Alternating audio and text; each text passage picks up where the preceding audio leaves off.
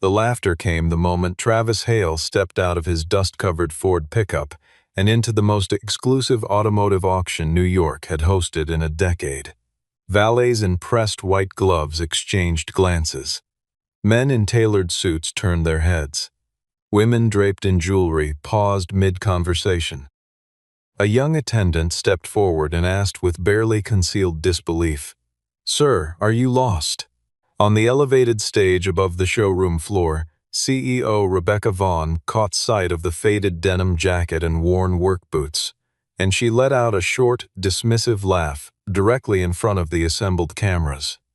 "This auction is for serious collectors," she said, loud enough for the nearest rows to hear clearly. The entire room laughed with her. But minutes later, when the rarest Ferrari of the evening rolled under the spotlights and Travis raised his paddle for the very first time, every billionaire in that room began to sweat. What would silence Rebecca Vaughn completely that night was not the number Travis paid. It was the reason he bought every single car in the room. The Meridian Supercar auction had been billed as the most significant automotive event of the year, held inside a converted warehouse on the western edge of Manhattan that had been transformed for one evening into something closely resembling a cathedral of carbon fiber and hand-polished chrome. The invitation list read like a careful compilation of American wealth in its most concentrated and curated form. Hedge fund managers from Greenwich, technology founders who had cashed out at precisely the right moment, real estate magnates from both coasts, and a small delegation of international collectors who had flown in specifically for 3 Ferrari lots that had not been publicly available in over 15 years. Catering staff moved through the crowd carrying flutes of champagne and small plates of things that no one actually ate. The lighting was warm and golden, the kind that made every polished hood and custom lacquer coat look as though it had been arranged for a magazine spread. On a raised platform near the center of the floor, a 1990 Ferrari F40 in a shade of red that was custom mixed, and not a factory standard, sat behind a rope of brushed velvet. A small placard in front of it that read, "Estimated value, $4 million." This was not a simple transaction. It was a performance. And every person in that room, from the first-time bidder to the veteran collector with 6 prior Meridian paddles mounted on his office wall, understood their assigned role in it completely. Rebecca Vaughn had co-organized the event through her firm, Vaughn Prestige Group, a luxury brand consulting and high-end event production company that had spent the better part of a decade positioning itself as the definitive authority on aspirational living across the northeastern United States.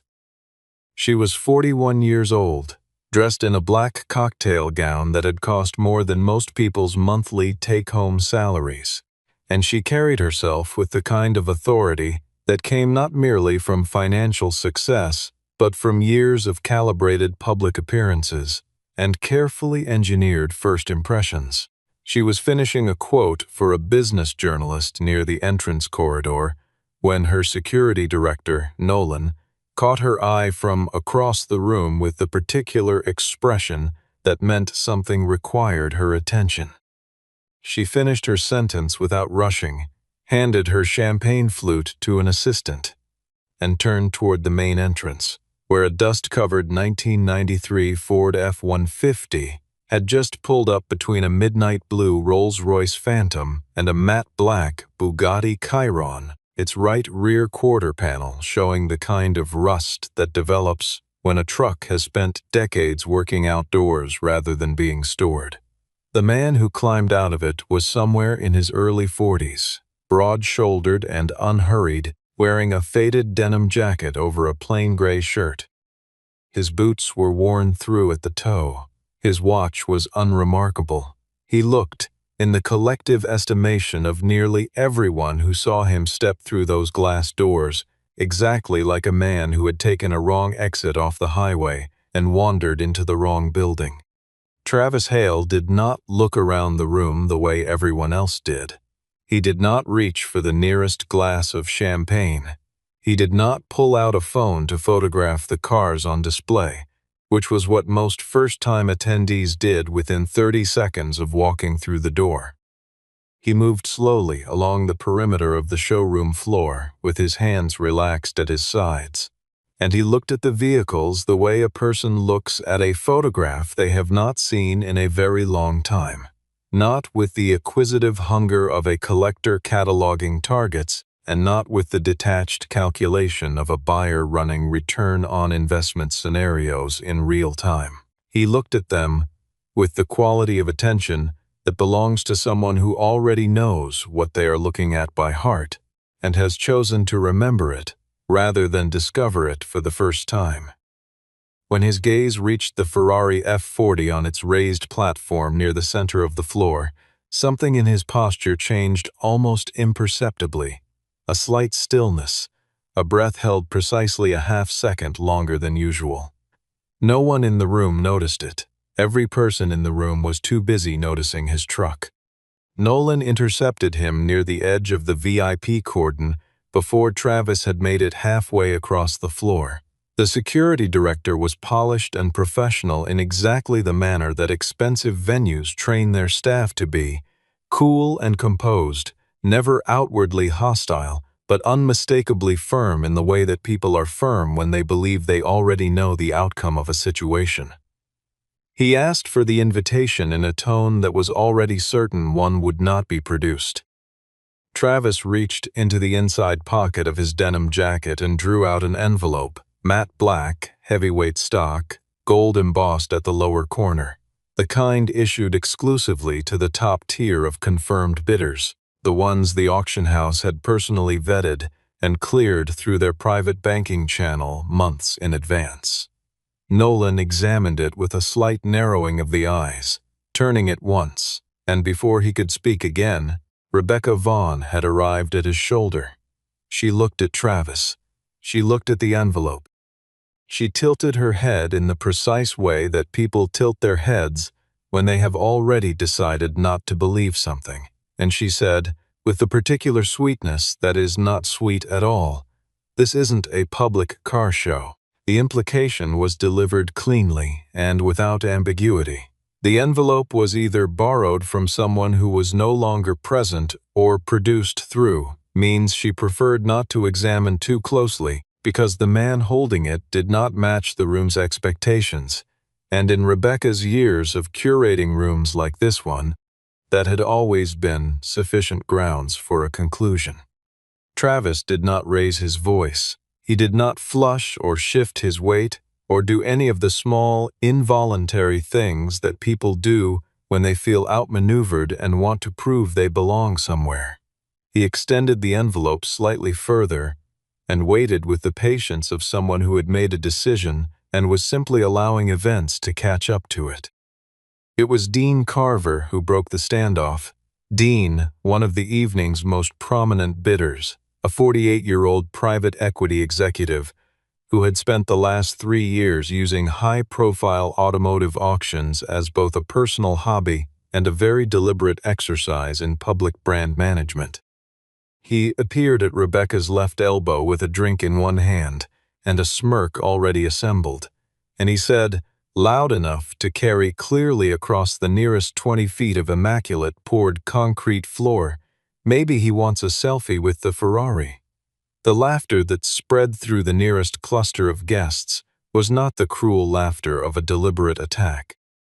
It was the kind of laughter that forms when a roomful of people decide, collectively and without discussing it, that something is beneath serious consideration, and that particular quality of dismissal, the casual and collective kind, carries a weight that deliberate cruelty rarely matches. Rebecca smiled.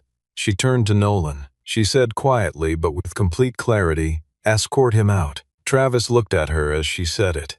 He did not look angry. He looked, if anything, like a man who had just received a confirmation he had already half expected, and who was now deciding what to do with it. The auction formally opened at 8 o'clock with brief remarks from the evening's host, Grant Holloway.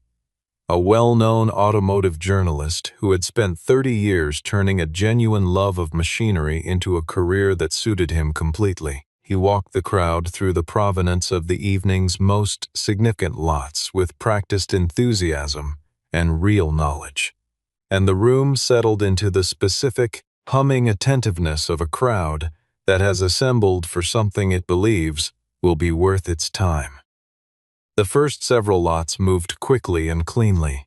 A 1968 Shelby Cobra in Guardsman Blue, with its matching numbers drivetrain documented back to the original build, a 1984 Porsche 911 Carrera in slate gray with its full-service history intact, and a limited edition McLaren with a verifiable racing heritage that drew a phone bidder from overseas who stayed competitive through 4 rounds before dropping at $2.1 million.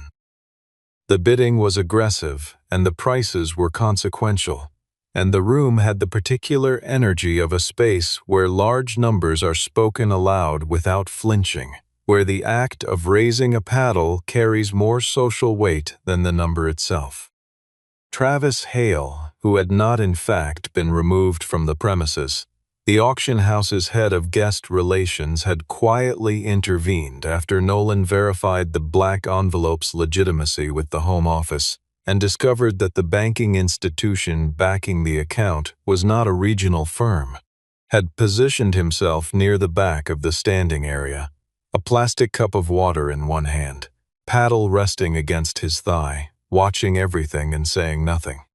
When Grant Holloway introduced the Ferrari F40, the room's attention sharpened in a way that was perceptibly different from every prior lot. The F40 was presented with the reverence that automotive people reserve for machinery they regard as genuinely and irreplaceably significant. A production run of fewer than 1,300 examples, the last car personally approved by Enzo Ferrari before his death. A machine that represented the absolute convergence of racing technology and road legal engineering at the point in history when those two categories were closest to each other. Grant moved through the specifications with precision and care, and then made a passing comment about the engine's twin-turbo configuration that contained a small, technical, easily overlooked error. A detail about the specific intercooler placement used in the early production run that was accurate for the 1989 pre-production specification, but not for the 1990 build year documented on this particular car's certification. It was the kind of error that 99% of the room would absorb without registering it as an error at all.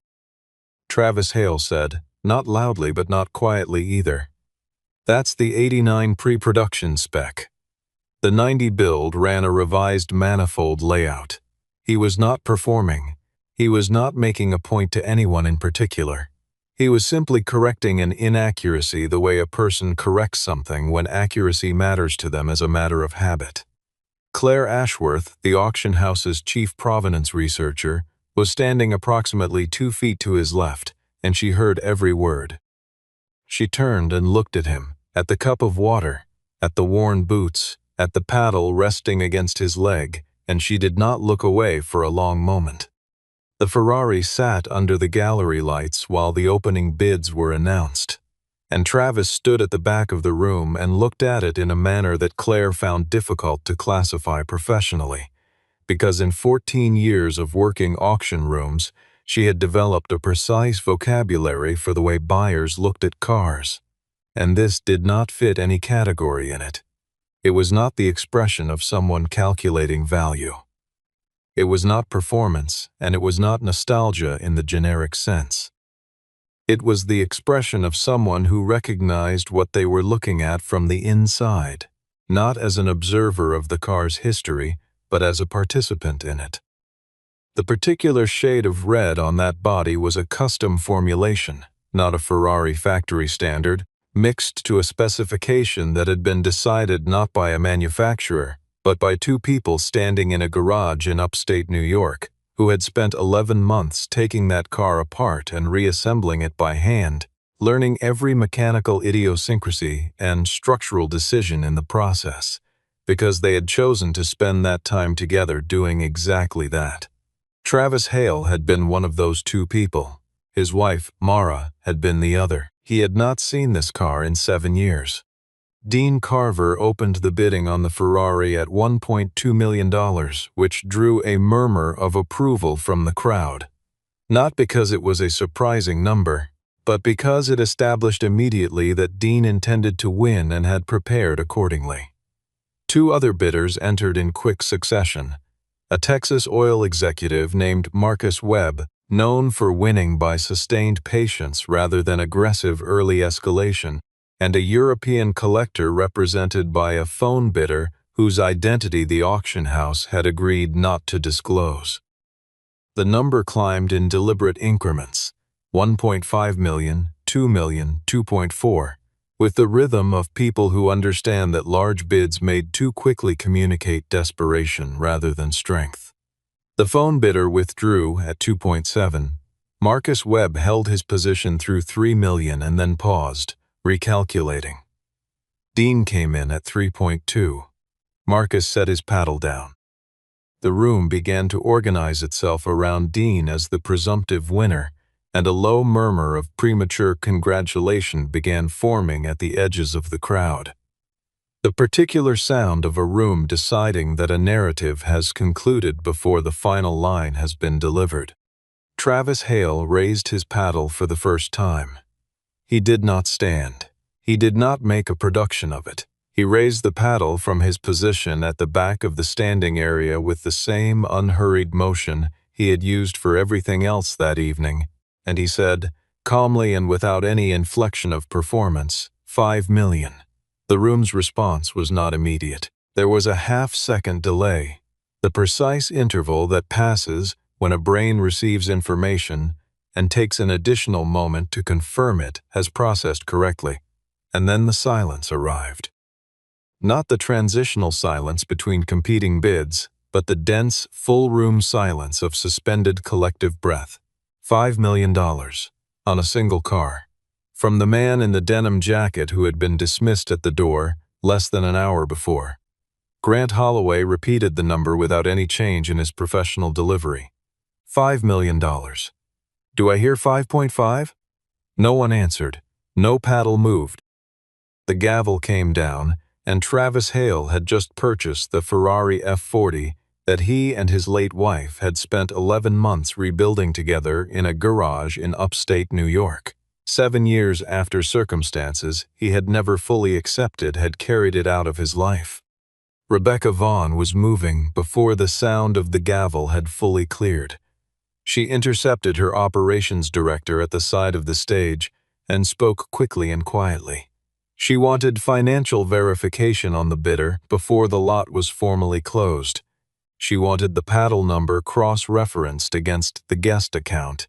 She wanted confirmation of identity and asset backing before any paperwork moved forward.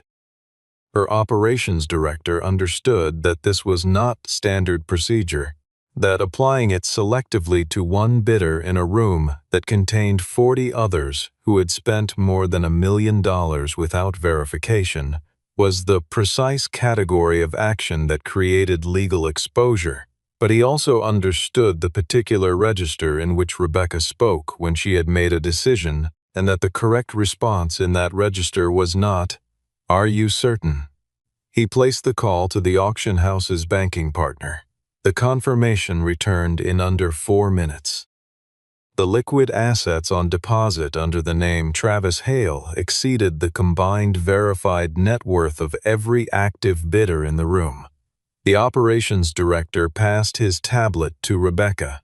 She read the number twice without speaking. Across the room, Dean Carver had been watching her face with the practiced attention of a man who had spent 20 years reading rooms for a living, and this was the first time all evening that he had seen Rebecca Vaughn look genuinely uncertain about something. The 4 lots that followed settled into a pattern that the room took several rounds to recognize clearly, and then could not stop watching. A 1965 Shelby Cobra 327, one of the rarest American road cars of its era. Dean opened at $1.8 million pushed through 2.5 with the focused aggression of someone correcting a mistake, and was stopped entirely at 3.8 by a single clean bid from Travis that landed with no room left for a counter. A 1997 McLaren F1, one of 64 road specification examples ever manufactured, which the phone bidder re-entered to contest with genuine commitment. Travis won it at $7.2 million after an exchange that lasted less than 90 seconds, the phone bidder withdrawing when it became apparent that the man at the back of the room had no visible ceiling. A 1973 Porsche 911 Carrera RS, a car so historically documented and motorsport significant that two separate buyers had flown in from Europe specifically for this single lot. Travis took it at $2.9 million on his second bid without any change in his posture or expression. Dean Carver entered each of these contests. He raised his paddle each time with the competitive instinct of a man who was not accustomed to being outbid in a room he had prepared for. He did not win any of them. The dollar amounts he had committed to failed bids were climbing into territory that had not been in his planning. By the fourth lot, the expression on his face had traveled a considerable distance from competitive to something that looked, in unguarded moments, almost like confusion. What the room could not reconcile, and what began generating its own quiet current of conversation along the seated rows, was the way Travis behaved during every one of these transactions. He did not lean forward when bidding climbed. He did not check the numbers on the display board with the vigilance of someone calculating exposure in real time. He watched the cars. Each time a new vehicle came onto the floor, he looked at it with the same quality of attention Claire Ashworth had noticed from the start. That specific stillness, that unhurried and private quality of recognition, as though each car were returning something to him rather than presenting itself for acquisition. Claire, who was professionally trained not to make assumptions before she had documentation, had not returned to her workstation. She remained in the standing area at the back of the room, close enough to observe, taking no notes and making no calls, doing the thing that her 14 years in provenance research had made her best at. Watching carefully and understanding before anyone else in the room had assembled enough pieces to see what the complete picture was. Claire had spent 14 years in automotive provenance, which meant 14 years of learning that the most important facts about a car were rarely the ones recorded in its paperwork. She pulled up the bidder profile on her tablet while the sixth lot was being previewed on stage and found what the auction house had on file. A name, a verified account backed by a private banking institution in Burlington, Vermont, and a contact address in a rural county north of Montpelier. Very little else. The name, however, was sufficient. She entered it into a separate search alongside the phrase Hail Dynamics. Two words she had encountered once, years earlier, in a technical reference paper on aftermarket performance engineering, and what came back stopped her mid-scroll in a way that had not happened to her professionally in several years. Hail Dynamics had operated for 12 years, from 2000 to 2012, out of 2 facilities in Vermont, and had employed, at its peak, fewer than 30 people.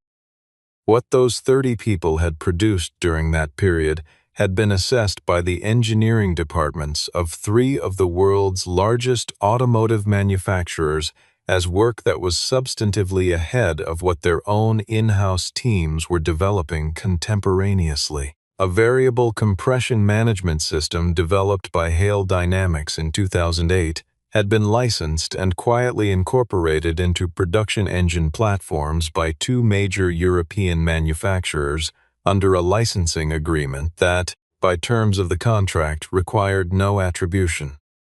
The founder of Hail Dynamics, its lead design engineer, and the person who had, by multiple industry accounts, been the primary technical intelligence behind its most significant work, was a man named Travis Hale.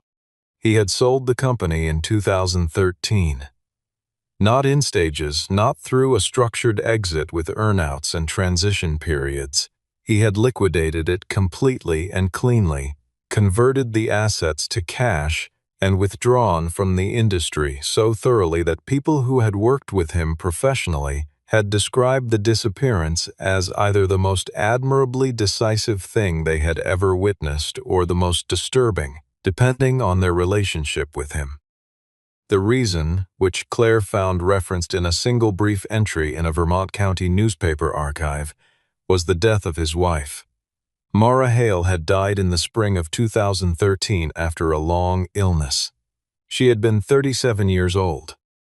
She and Travis had built Hale Dynamics together.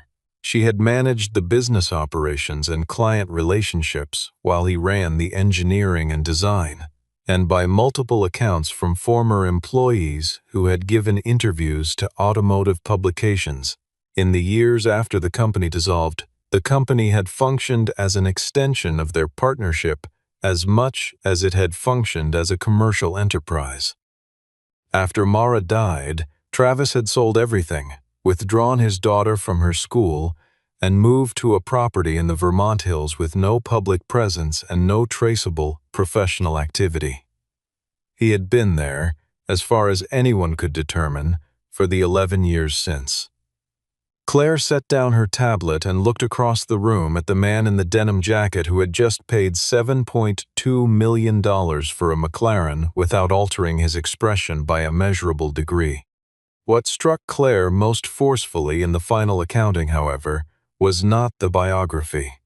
It was the cars themselves.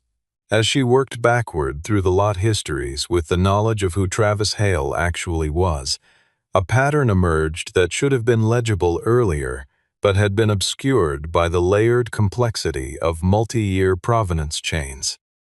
6 of the 12 vehicles in the evening's auction, not all 12, but 6, had passed through ownership or restoration documentation that, when traced with proper diligence, connected at some point to either Hale Dynamics or to Travis Hale in a personal capacity.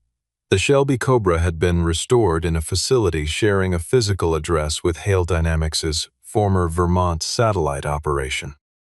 The Bugatti Veyron, scheduled for a later lot, had been sold at a private auction in 2015 through an estate executor whose listed legal representative matched the firm Travis had used for the Hale Dynamics liquidation. The Ferrari F40 on its platform in the center of the room had a restoration record signed by an independent technician, whose documented training and certification traced back to a 2-year apprenticeship at the original Hale Dynamics facility in Burlington. These were not coincidental overlaps in a fragmented market.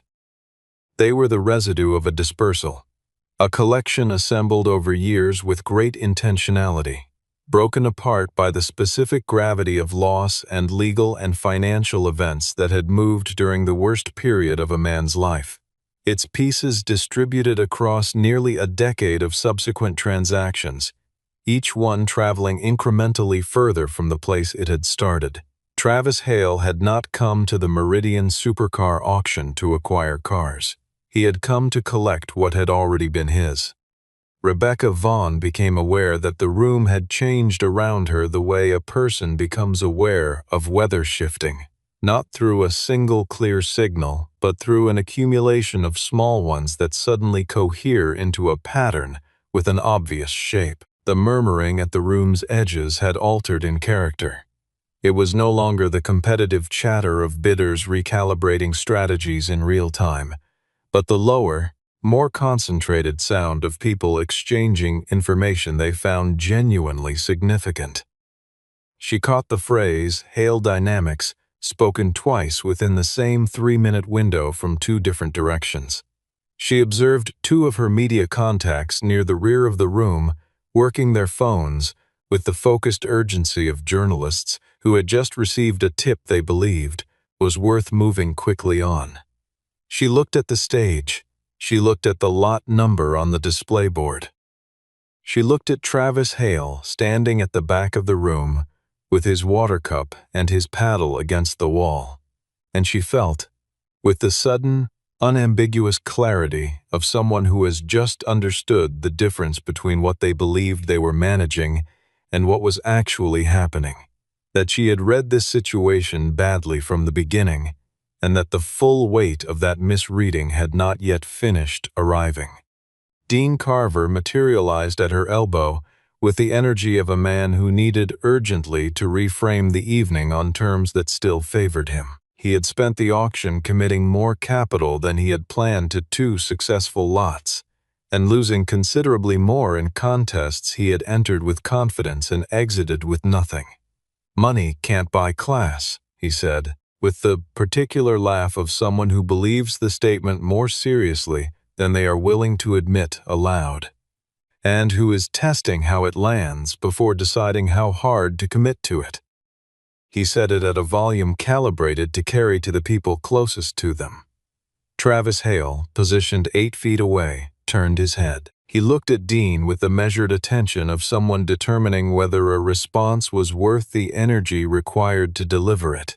And then he said, without heat and without any theatrical weight at all, "Neither can arrogance."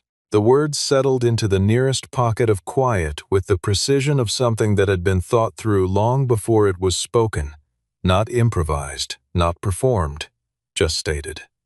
Dean opened his mouth. He did not produce a follow-up. 3 of the people who had heard the exchange found somewhere else to direct their gaze. Rebecca Vaughn stood very still beside her security director, holding her paddle and looking at a man she had dismissed at the door of her own event with the first clear awareness that she had made a significant and public error of judgment, and that the error was still unfolding. The final lot of the Meridian Supercar auction had been structured differently from every lot preceding it. Rather than presenting the remaining 8 vehicles individually, the auction house offered them as a single consolidated collection, to be purchased by one buyer, transported together, and kept intact as a unified holding, a condition inserted into the sale terms at the explicit request of the anonymous private seller who had consigned them.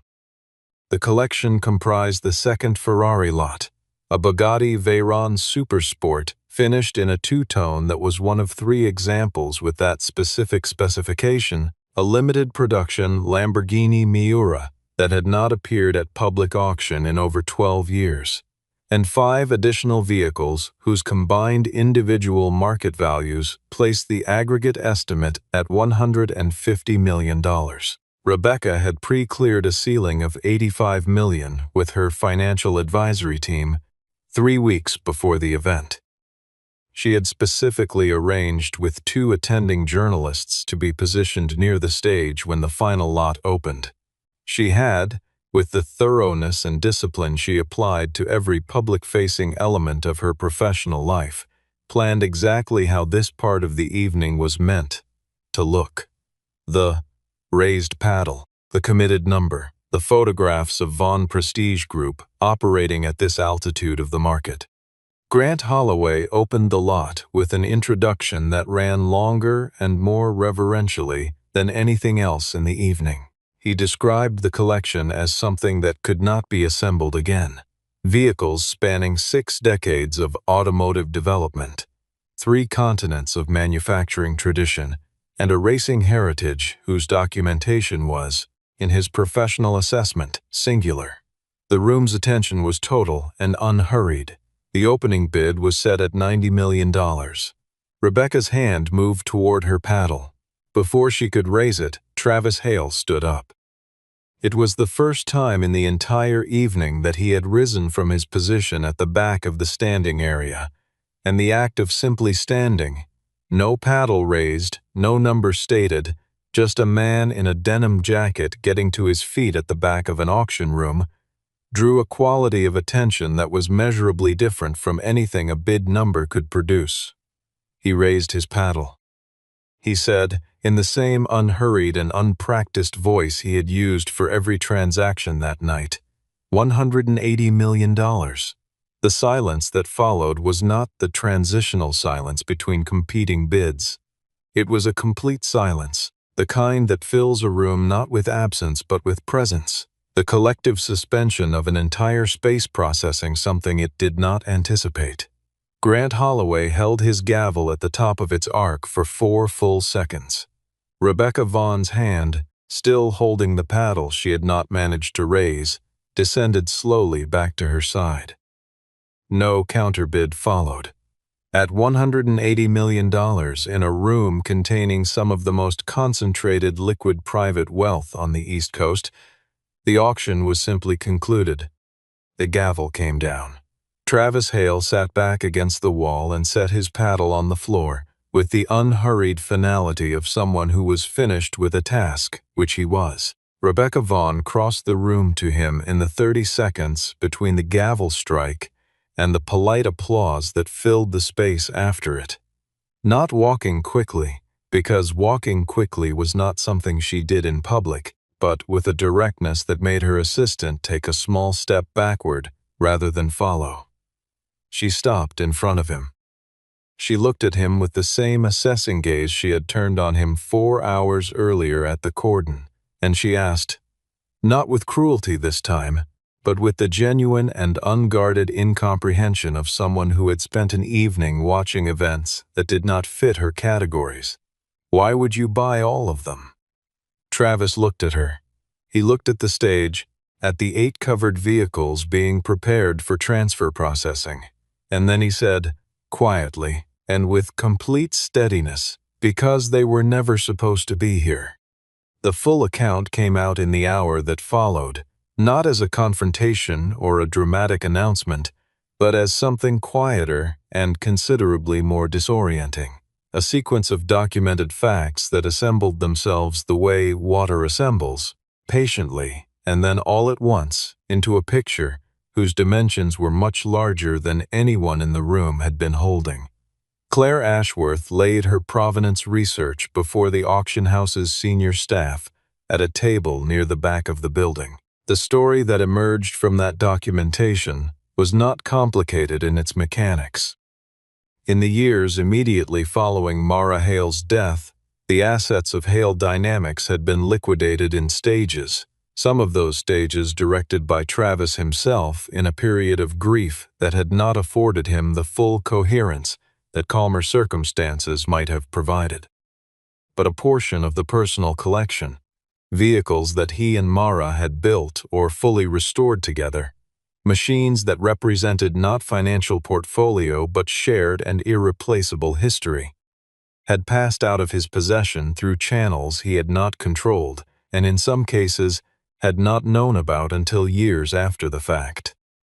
A storage facility in Rutland had auctioned its units following an unpaid invoice dispute that went unresolved during the worst months of his bereavement. Legal complications in the estate administration had resulted in several items being disposed of through a broker without his explicit authorization.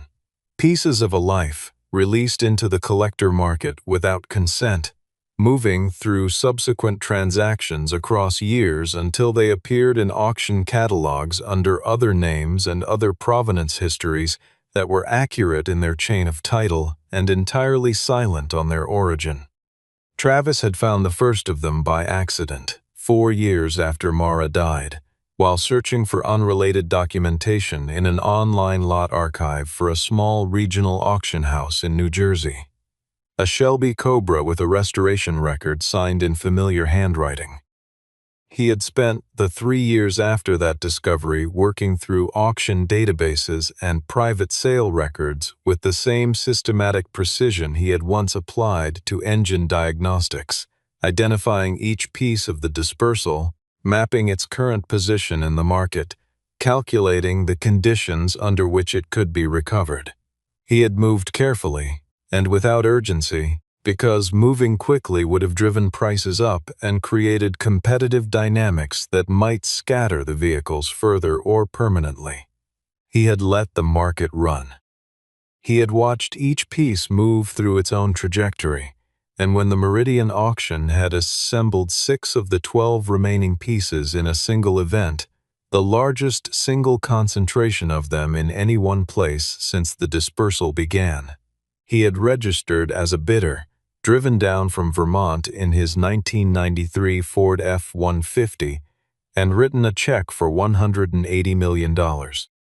Claire, who was not by professional formation a person who experienced strong sentiment in auction settings, had to stop speaking at one point during her account and look at the table for a moment before continuing. Rebecca Vaughn stood through the whole of it without moving, and the expression on her face cycled through several things that did not have clean names. By 11 o'clock that night, the story had left the building. A journalist who had been in the room during the final lot, and who had been working his contacts since Dean Carver's comment, and Travis's reply, filed a piece that published before midnight with a headline that was accurate and clean and traveled fast. Single father purchases entire supercar collection at $180 million auction. The reporting that followed in the morning papers and industry publications added context that made the story considerably larger. An engineering prodigy who had walked away from a nine-figure industry to raise a child alone in rural Vermont, a collection assembled with a late wife over the course of a decade and scattered by the practical failures of grief, 7 years of patient and methodical recovery work, a room full of billionaires who had laughed at the man's truck. The coverage was thorough, and it was not charitable to Rebecca Vaughn, though it was fair in its way. It reported what had happened without embellishment, and what had happened was sufficient. Rebecca made no public statement that night. She did not issue a response the following morning. She called her assistant early, cleared 2 scheduled appearances, and asked for a car without specifying a destination. Travis Hale spent the morning after the auction at the document processing center of the Meridian Auction House, working through title transfer paperwork for $180 million worth of vehicles, with the methodical patience he applied to every task that required precision. He had produced reading glasses from his jacket pocket and was reviewing a stack of certification documents when Rebecca Vaughn arrived at the processing office at 10:30 in the morning. She had not called ahead. She sat down across the table from him without waiting to be invited. She did not have a prepared statement, and she did not attempt to construct one on the spot. She told him, simply and without qualification, that she was sorry for the dismissal at the cordon, for the instruction to Nolan, for the assumption she had made the moment she saw him step out of his truck and decided, on the basis of that single image, what he was and what he was not. Travis listened to all of it without interrupting. He did not tell her that it was fine, because it had not been fine, and he was not a man who said things he did not mean as a courtesy to other people's comfort. He also did not return what she had given him at the door of her own event, because he had nothing to gain from it and no interest in the practice. He set down his glasses and looked at her directly and said, "You saw an old truck and decided my worth." It was not an accusation delivered in anger. It was a statement delivered in the clarity that belongs to someone who has had sufficient time to understand exactly what happened and exactly what it means, and who is choosing to say it plainly rather than dress it in something softer. Rebecca held his gaze. She had no answer that was proportionate to the observation. She nodded once, rose from the chair, and left without saying anything else. The transport convoy departed the Meridian loading facility that afternoon in the long amber light of a late spring evening over the Hudson River. 8 enclosed custom transport vehicles, the kind used to move machinery worth more than most commercial buildings, pulled out in formation behind a lead vehicle, heading north. At the very front of the procession, setting the pace, was a dust-covered 1993 Ford F-150, driven by a man in a faded denim jacket who had not looked at his phone once since the auction closed the previous night. The highway was mostly clear. The trailer doors caught the last direct light as the formation moved through the outskirts of the city and then into the open stretches of the thruway where the land opened up on both sides, and the sky held that particular quality of early evening that makes ordinary things briefly look like something larger. There was nothing about the truck at the front of that procession that announced what was traveling behind it. There was nothing about the man driving it that declared what he had done the night before, or what he had spent 7 years quietly doing before that, or what it meant to him that a red Ferrari with a custom paint formulation that existed in no factory catalog was for the first time since the winter of 2017 moving in the same direction he was moving, following him home. He drove at a speed that would not strain a 30-year-old suspension. The miles passed without ceremony, and the most valuable man in the room had been, as it turned out, the one nobody had thought to look at carefully. More stamina stuff. Wu-Chang, or it's Wukong. Wukong, baby. Let's get it. Y'all ready? Let's run this bitch.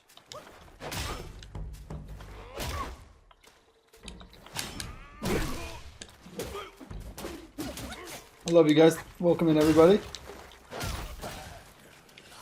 Let's get it cracking. Y'all ready? Oh, there was another one called Wu-Chang. No, you are correct about that.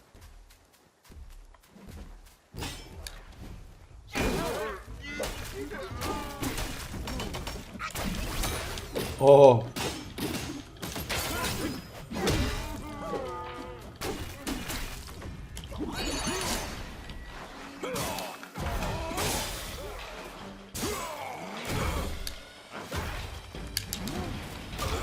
Damn.